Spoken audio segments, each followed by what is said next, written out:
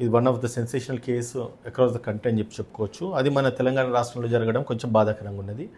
And POCSO చట్టాలు ఎప్పుడైతే ఏం చెప్తాయంటే, ఎప్పుడైతే అఫెన్స్ జరిగిందో ఇమీడియట్గా అక్యూజ్డ్ని అరెస్ట్ చేయాలని చెప్తాయి. కానీ అక్యూజ్డ్ ఒక టాప్ నాలెడ్జ్ పొలిటీషియన్స్ అన్నీ అయినప్పటికీ ఒక హోమ్ మినిస్టర్ కొడుకు కాబట్టి ఈరోజు కొంత న్యాయస్థానాలు పోలీస్ యంత్రాంగాలు వివక్ష చూంచుతా ఉన్నాయని చెప్పేసి ఈరోజు జనాలందరూ కూడా మాట్లాడుకొస్తూ ఉన్నారు. సో దోషులు ఎంతటోళ్ళు అయినా కూడా న్యాయం చట్టం ముందు, న్యాయస్థానాల ముందు అందరూ ఒకటే అనేది మనం ఎన్నడూ ఎప్పుడు అనుకుంటున్న ఒక వరివడి కొనసాగుతూ ఉన్నది. కానీ ఈ మోర్ పర్టికులర్లీ ఈ బండి సంజయ్ కొడుకు బండి భగీరథ్ విషయానికి వస్తే మాత్రము ఇది ఒక బయాస్డ్ పోలీసింగ్ జరుగుతూ ఉన్నదని మాత్రము చాలామంది మీడియా ఛానళ్ళు మాట్లాడుకొస్తూ ఉన్నారు. వాస్తవం కూడా అదే అనిపిస్తూ ఉన్నది. ఎందుకంటే సమాజానికి ఒక మెసేజ్ ఓరియంటెడ్గా ఈరోజు పొలిటీషియన్స్, ప్రభుత్వ యంత్రాంగాలు పనిచేయాలి. అండ్ మోర్ పర్టికులర్గా ఇక్కడ ఒక హోంశాఖ సహాయ మంత్రి హోంశాఖను ప్రాపర్గా నిర్వర్తించాల్సిన బాధ్యత గల వ్యక్తి, హోంశాఖను ప్రాపర్గా నడిపించాల్సిన వ్యక్తి, ఆ ఒక హోంశాఖ ఈరోజు తలదించుకునే విధంగా ఒక బ్యాడ్ ఎగ్జాంపుల్ ఈరోజు తెలంగాణ రాష్ట్ర పోలీస్ మీద రుద్దుతూ ఉన్నాడంటే ఒక రకంగా ఇది బాధపడాల్సిన అవసరం ఉంది రాజుగారు. ముఖ్యంగా ఎప్పుడైతే ఇన్సిడెంట్ జరిగిందో కంప్లైంట్ వచ్చినప్పుడు కూడా కంప్లైంట్ తీసుకునే దాంట్లో కూడా ఎంతోమంది మాట్లాడుకు వస్తున్నది ఏంటంటే, కంప్లైంట్ తీసుకునేటప్పుడు కూడా చాలా ఇన్ఫ్లుయెన్స్ చేయడము. కంప్లైంట్ని ఒక మైనర్ గేర్ మీద రేప్ అఫెన్స్ జరిగిందంటే పోలీస్ చాలా క్విక్గా రియాక్ట్ కావాల్సిన అవసరం ఉండదు. కానీ ఇక్కడ పోలీసులు ఇన్ఫ్లుయెన్స్ చేసేసి అమ్మాయి మీద ప్రలోభాలకు గురి చేసి అమ్మాయిని కంప్లైంట్ కూడా నీరుగార్చే విధంగా వ్యవహరించినారనేది మనం వార్తా కథనాలలో విన్నాం. ఇటువంటిది కనుక జరిగితే ముఖ్యంగా తెలంగాణ రాష్ట్ర పోలీస్ మీద నమ్మకం కోల్పోతారు, న్యాయ వ్యవస్థ మీద కూడా నమ్మకం కోల్పోయే పరిస్థితి రానున్న రోజుల్లో జరుగుతుంది. ఎందుకంటే ప్రాపర్ ఫ్రేమింగ్ ఆఫ్ కంప్లైంట్ కావచ్చు, ఫ్రేమింగ్ ఆఫ్ ఎఫ్ఐఆర్ కావచ్చు, లేదంటే ఫ్రేమింగ్ ఆఫ్ ఛార్జెస్ కావచ్చు, చేయాల్సిందల్లా కూడా police and investigation agencies. Investigation ప్రాపర్గా కొనసాగాలనుకుంటే మోర్ పర్టికులర్గా ఎవరైతే నేరస్తులు ఉన్నారో వాళ్ళని వెంటనే అరెస్ట్ చేయాలి. ఎటువంటి ఎవిడెన్స్ ట్యాంపర్ కాకుండా, ఎవిడెన్స్ను ఇన్ఫ్లుయెన్స్ చేయకుండా అండ్ ప్రాపర్ ఇన్వెస్టిగేషన్ కొనసాగాలంటే ఖచ్చితంగా అక్యూజ్ని అరెస్ట్ చేయాలి, అక్యూజ్ను జ్యుడిషియల్ కస్టడీకి రిమాండ్ చేయాలి. దాని తర్వాత ఎంక్వైరీ కండక్ట్ చేస్తే ఒక ట్రాన్స్పరెంట్ ఎంక్వైరీ జరుగుతుంది.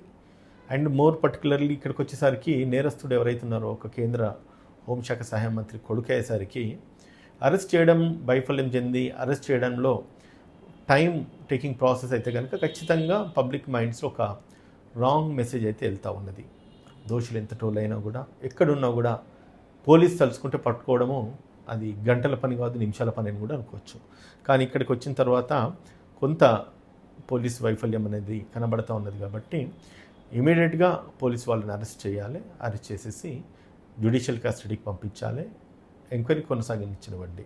అంతేకాకుండా ఎప్పుడైతే సమాజంలో ఒక ఉన్నతమైన స్థానంలో ఉండి ఒక నేరారోపణ మన మీద మోపబడినప్పుడు బాధ్యత గల పౌరుడిగా ఎవరైతే నేరారోపణ మోపబడిన వ్యక్తి ఉన్నాడో న్యాయస్థానం ముందు తను తప్పు చేయలేదని నిరూపించుకోవాల్సిన బాధ్యత తన మీద ఉంటుంది.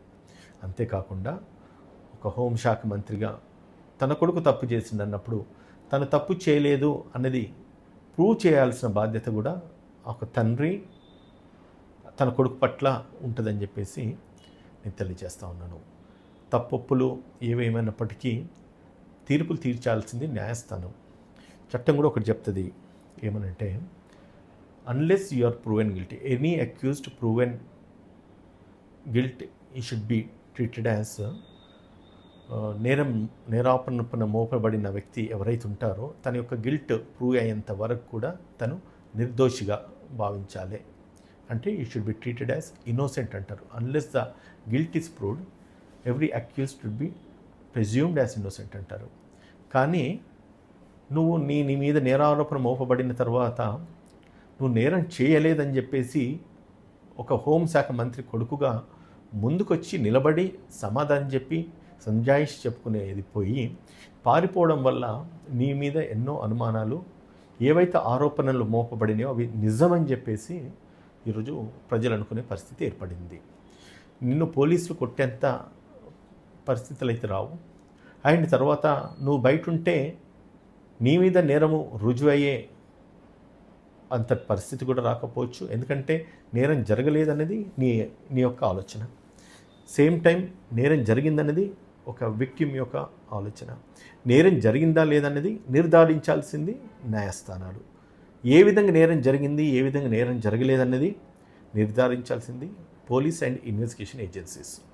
సో వీటి మీద ఒక హోంశాఖ మంత్రి కొడుకుగా నువ్వు ఉండి పారిపోవడం వల్ల అది ఒక హోంశాఖకి కాదు, నీ తండ్రికి, అదేవిధంగా ఒక కేంద్రాన్ని నడిపిస్తున్న బీజేపీ పార్టీకి, అదేవిధంగా బీజేపీ పార్టీ ప్రధానమంత్రికి కూడా ఇదొక మచ్చలాగానే మిగులుతూ ఉన్నది. తెలంగాణ రాష్ట్రానికి రేపు ప్రధానమంత్రి వస్తున్నాడన్న టైంలో ఈరోజు ఏదైతే కంప్లైంట్ ప్రజల మైండ్లోకి వెళ్ళింది, ఏదైతే కంప్లైంట్ సోషల్ మీడియాస్, న్యూస్ ఛానళ్ళ వ్యాపించిపోయినాయో ఇదంతా కూడా ప్రధానమంత్రికి తెలియదే అని అనుకోవడానికి లేదు. తర్వాత నీ మీద ఏదైతే నేరారోపణ మోపబడిందో అది సింపుల్ అఫెన్స్ కాదు, అది మేజర్ అండ్ హీనియస్ క్రైమ్. దానికి పనిష్మెంట్ సుమారుగా 20 సంవత్సరాల దరిదాపులో, అవసరమైతే లైఫ్ ఇంప్రిజన్మెంట్ కూడా ఉండే అవకాశాలు ఉంటాయి. అటువంటి నేరారోపణ నీ మీద మోపబడినప్పుడు ఎప్పుడైతే నువ్వు తప్పించుకొని బయటికి వెళ్ళి బయట తిరుగుతూ ఉన్నావో చాలామంది మైండ్లో నువ్వు తప్పు చేసినావు అని చెప్పేసి అనుకుంటా ఉన్నారు. అది నీ తండ్రికి ఒక రాంగ్ మెసేజ్ వెళ్తుంది. కాబట్టి ఎక్కడున్నా కూడా ఒక భారతదేశ పౌరుడిగా, న్యాయస్థానాల మీద నమ్మకం ఉన్న వ్యక్తిగా, మీరు నడిపిస్తున్న ఒక కేంద్ర ప్రభుత్వం యొక్క హోంశాఖ మీద ప్రజలందరికీ కూడా సరైన నమ్మకము బలపడే విధంగా ఉండాలంటే న్యాయస్థానం ముందు హాజరుపరచాలి, పోలీస్ ఇన్వెస్టిగేషన్కి సహకరించాలి, నేరం జరిగిందా లేదన్నది రుజువు చేసుకోవాల్సిన పూర్తి బాధ్యత నీ మీద ఉన్నది. కాబట్టి ఒక కాంగ్రెస్ పార్టీ రిప్రజెంటేటివ్గా, ఒక న్యాయవాదిగా, అన్నిటికంటే ఒక భారతదేశ పౌరుడిగా బండి భగీరథకి ఒక మెసేజ్ అయితే నేను పంపిస్తా ఉన్నాను. ఎప్పుడైతే హై ప్రొఫైల్ ఉన్న వాళ్ళ కేసెస్ ఉంటాయో ఎఫ్ఐఆర్ కట్టేటప్పుడే మినిమం పనిషబుల్ సెక్షన్స్తోని ఎఫ్ఐఆర్ కట్టడం జరుగుతూ ఉన్నది. ఇది ఒక బండి భగీరథ కేసులనే కాదు, మ్యాక్సిమం ఎప్పుడైతే పోలీసులు ఇన్ఫ్లుయెన్స్ అవుతారో, ఇన్ఫ్లుయెన్స్ అయ్యేటప్పుడు బెయిలబుల్ సెక్షన్స్ కానీ, లేకపోతే మనము వాడక భాషలో మాట్లాడుతుంటాము స్టేషన్ బెయిల్ అంటాము, అదే నోటీస్ ఇచ్చి 35 BNS కింద నోటీస్ ఇచ్చి వదిలిపెట్టడం కానీ, ఇటువంటి సెక్షన్స్ ఇంక్లూడ్ చేసినప్పుడు ఏమవుతుందంటే అరెస్ట్ అన్నది ఉండదు. ఒకవేళ అటువంటి పరిస్థితి ఏర్పడ్డా కూడా ఈజీగా వాళ్ళకి బెయిలబుల్ సెక్షన్స్లో ఇన్వాల్వ్ అవుతారు. అట్ ది సేమ్ టైం ఒకవేళ రిమైండ్ చేసినా కూడా వాళ్ళని ఇమీడియట్గా బెయిల్ మీద వదిలేస్తారు, లేదంటే పోలీసు కూడా నోటీసులు ఇచ్చేసి పంపించవచ్చు. ఈ కేసులో ఏమైందంటే బిలో 7 years పనిష్మెంట్స్ అట్రాక్ట్ అయ్యే సెక్షన్స్ 74, 75 BNS ప్రకారంగా వాళ్ళు కేసులు రిజిస్టర్ చేయడం జరిగినట్టుగా నేను వార్తలలో విన్నాను.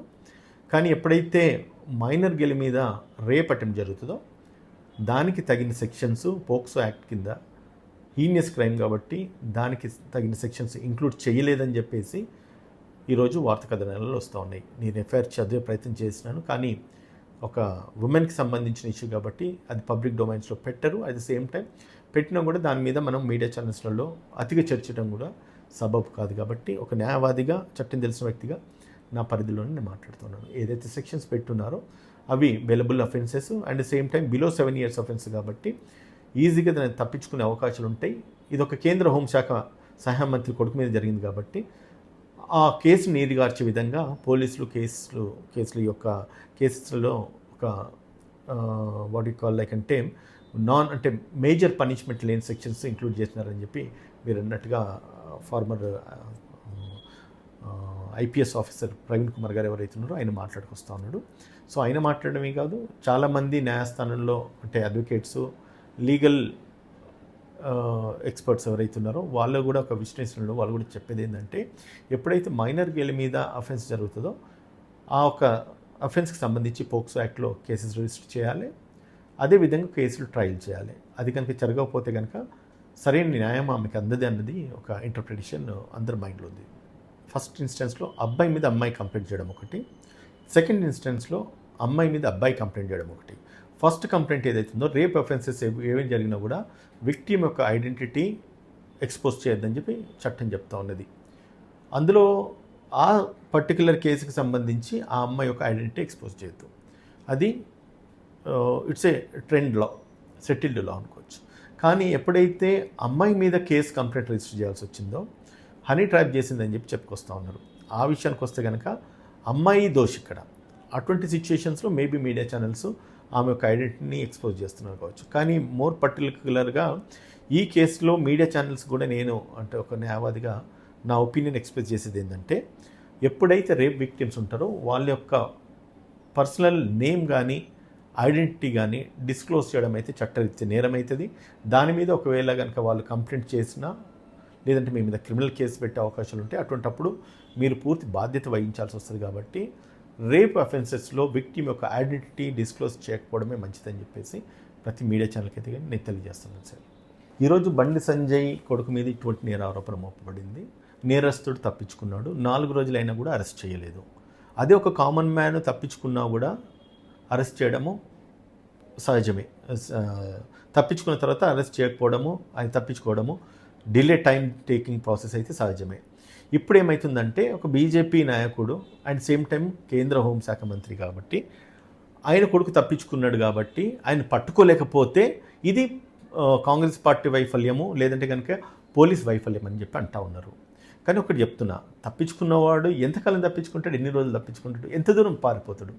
ఏదో ఒక రోజు న్యాయస్థానానికో లేకపోతే పోలీసుకో చట్టానికి చిక్కాల్సిందే కదా. అండ్ ఇంకోటి, తప్పించుకునే వ్యక్తి అంత సాధారణమైన వ్యక్తి కాదు. And as a matter of right every accused has his right and liberty. It's a fundamental right and a constitutional right. He can go and avail for a anticipatory bail. Anticipatory bail already వీళ్ళు ఈరోజు file చేసుకున్నట్టుగా వార్తలలో నేను చూడడం జరిగింది. రేపు 14th ఎప్పుడు hearing ఏదో జరుగుతుందంట. దాని మీద బెయిల్ కనుక ఒకవేళ వస్తే బయటకు వస్తాడు, పబ్లిక్ ముందు నిలబడి సమాధానం చెప్పాల్సిన అవసరం ఉన్నది. ఒకవేళ బెయిల్ రాకపోతే ఇంకో second bail petition, third bail petition move చేసుకుంటాడు. ఇన్ ద మీన్ టైం నేను ఒకటి ఏం చెప్తానంటే, సరే bail is matter of right, నువ్వు వెళుతున్నావు బెయిల్ అడుగుతున్నావు. కానీ ఇటువంటి పరిస్థితులు ఏర్పడ్డప్పుడు న్యాయస్థానాలు కూడా పూర్తిగా బెయిల్ ఇవ్వడాన్ని మాత్రము వ్యతిరేకిస్తాయి. కానీ ఒకవేళ అటువంటి బెయిల్ వచ్చినా కూడా కొన్ని సందర్భాలలో న్యాయస్థానాల మీద పూర్తి నమ్మకం పోతుంది. ఎందుకంటే ఇన్వెస్టిగేషన్కు సహకరించాల్సిన వ్యక్తి పోలీస్ కస్టడీకి కానీ లేకపోతే పోలీస్ ఇన్వెస్టిగేషన్లో ఉండకుండా సహకరించకుండా ఉంటే కనుక ఖచ్చితంగా న్యాయస్థానాల మీద కూడా ఒక చెరగని మచ్చలాగా వస్తుంది కాబట్టి, ఏర్పడుతుంది. కాబట్టి న్యాయస్థానాలు అంత పూర్తి స్థాయిలో అంత వెంటనే అయితే బెయిల్ ఈ కేసులో మాత్రం రాదు. రేపు 14 తారీఖు ఏదైతే హీరింగ్ ఉందో ఆ 14 తారీఖు హీరింగ్లో కూడా నాకు తెలిసి నా యొక్క నాలెడ్జ్లో అంటే నా యొక్క ఎక్స్పీరియన్స్తో నేను చెప్పేది ఏంటంటే ఖచ్చితంగా అయితే ఆ బెయిల్ అయితే రాదు. పోలీస్ యంత్రాంగం ప్రాపర్గా పనిచేయాలి. పోలీస్ యంత్రాంగం ఎవరి ఒత్తిడి కింద పనిచేయద్దు. అండ్ పోలీస్ యంత్రాంగం కూడా తరోగా పనిచేయాలి. ఎప్పుడైతే నేరారోపణ మోపబడిందో, ఇప్పుడు ఒక విధంగా ఆలోచించితే సెంట్రల్ ఇన్ఫ్లుయెన్స్ కూడా ఉంటుంది, రైట్? దీన్ని మనం ఏకీభవించాల్సిన అవసరం ఉన్నది. అండ్ తర్వాత స్టేట్ గవర్నమెంట్ యొక్క బాధ్యత, ఎప్పుడైతే ఒక పోలీస్ స్టేషన్కి ఒక కంప్లైంట్ వస్తుందో కంప్లైంట్ను పూర్తిగా ఎఫ్ఐఆర్ కట్టిన తర్వాత ఇమీడియట్గా అక్యూజ్ని అరెస్ట్ చేసేసి కోర్టు ముందు హాజరుపరచాల్సిన బాధ్యత పోలీస్ మీద ఉంటుంది. ఎప్పుడైతే ఈ వ్యక్తిని అరెస్ట్ చేయలేకపోతారో పోలీస్ మీద బ్లేమ్ వస్తుంది.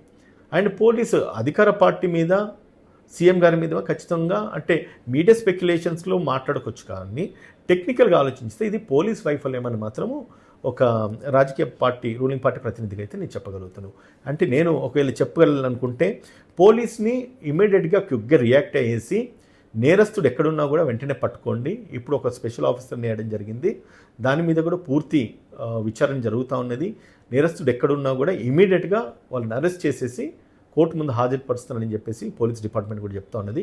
అండ్ పోలీసుకు నేను అప్పీల్ చేసేది ఏంటంటే, మీ యొక్క వైఫల్యం, మీరు కనుక ఆయన అరెస్ట్ చేయడం విషయంలో కనుక డిలే చేస్తే కనుక అది మా ముఖ్యమంత్రి గారికి, కాంగ్రెస్ పార్టీకి ఒక చెరగని మచ్చలాగా మిగిలిపోతుంది. కాబట్టి పబ్లిక్ యొక్క స్పెక్యులేషన్స్ని, థాట్ ప్రాసెస్ని అండ్ వాళ్ళ యొక్క అండు అడ్వాంటేజ్ గవర్నమెంట్ మీద తీసుకుంటారు. కాబట్టి పోలీస్ శాఖకు నేను అప్పీల్ చేసేది ఏంటంటే, నేరస్తుడు ఎంత పెద్దోడో అయినా కూడా, ఎంతటి ఇన్ఫ్లుయెన్స్కు వాళ్ళు లోపరిచే ప్రయత్నం చేసినా కూడా ఇమీడియట్గా కోర్టు ముందు హాజరుపరచాల్సిందిగా పోలీసుని అయితే నేను అప్పీల్ చేస్తున్నాను.